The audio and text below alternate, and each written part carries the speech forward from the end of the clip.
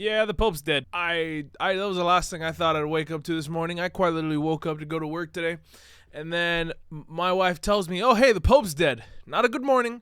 Not this. Just I'm like, oh, good morning. Yeah, good morning. The Pope's dead. What? I mean, hey, the Pope of the poor, the Pope of the people, the Pope, the most liberal Pope there was. And then there's like a conspiracy theory going on right now that him meeting J.D. Vance the day before he died is strange. People are just trying to say somehow J.D. Vance possibly either poisoned him, killed him, had him killed, whatever. It's really weird. I don't understand why everything has to be politically charged or motivated by political means. It's just, hey man, this guy was really old. He was like 88 years old or something like that. His health was already declining for a few months at this point. It's been kind of made aware to everybody at this point. And, you know, he's been sick multiple times, so his immune system wasn't the strongest, and he was left riddled with, you know, weaker and weaker, you know, just overall, like, just health. He wasn't exactly the spryest chicken in the barn. He was an old man who had an old immune system. And whatever ended up killing him, I think they said something about his lungs, that he only has one lung or some shit like that, and then that one also got infected. So, you know, hopefully he didn't die in pain, and hopefully he just passed peacefully. But regardless, you know, rest in peace, Pope Francis, El Papa. And I look, if they sell the Pope Mobile, El Papa Mobile, I'm gonna try to get it. If it goes up for auction, or like maybe it just gets kept within the Vatican. But if there is a Pope Mobile that gets put up for auction, best believe your boy's putting down at least $5. I myself am not Catholic. I'm Christian, but you know, hey, we worship the same people. They got like a couple others that I'm just like, you do you, but I'm over here. You know, I could. This isn't a thing where like, ha!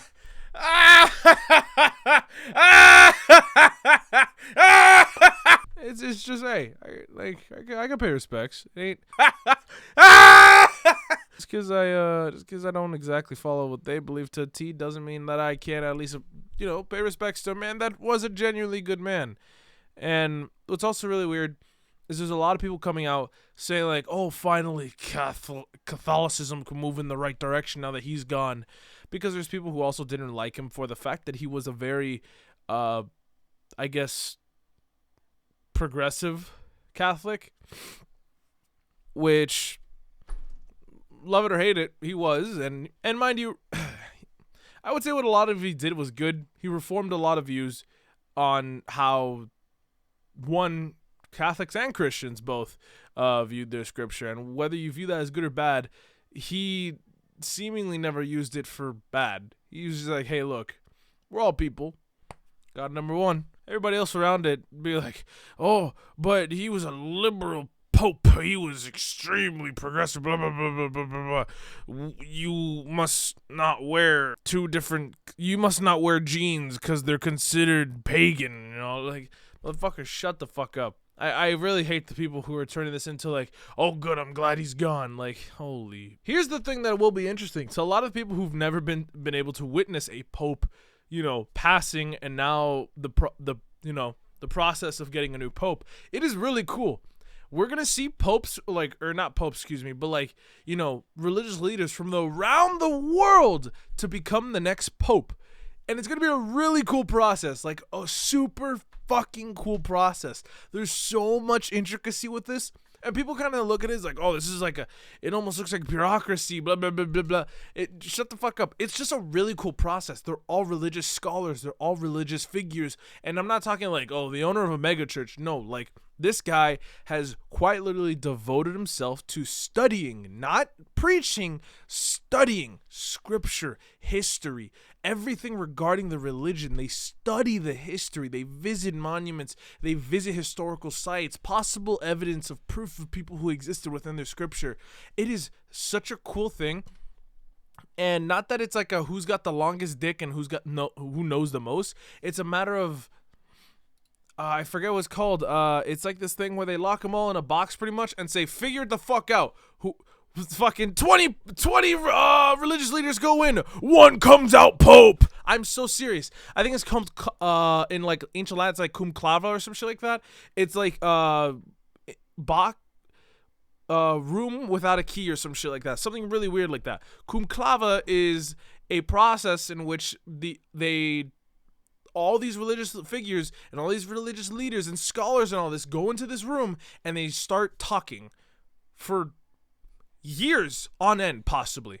Legitimately, they will pray, they will, come to arbitration, they will fucking pick a leader. And I believe it has to be unanimous, or there's a couple other things, but I can't remember. It's a really cool process that goes on with selecting a new pope. So there's a possibility we don't see a pope for a couple fucking years. I did see there was this one that was super popular. And it's this black guy who apparently is a major religious scholar. And then there was people mentioning like, oh my god, it's gonna be a fucking JoJo reference. We're gonna have Father Pucci. Like it's so stupid. But in the end, rest in peace to Pope Francis. The guy genuinely did cause a lot of good within Catholicism and has kind of changed the perspectives of people who, used Catholicism and Christianity as a weapon against people for their own ill intent, and two, brought people to faith in all good mannerisms, I would say. And if you disagree with me, that's perfectly fine. This isn't me trying to shove it down anybody's throat. This is just me paying respects to a pretty old cool guy. But yeah, that's about it. Thank you guys for watching. Deuces.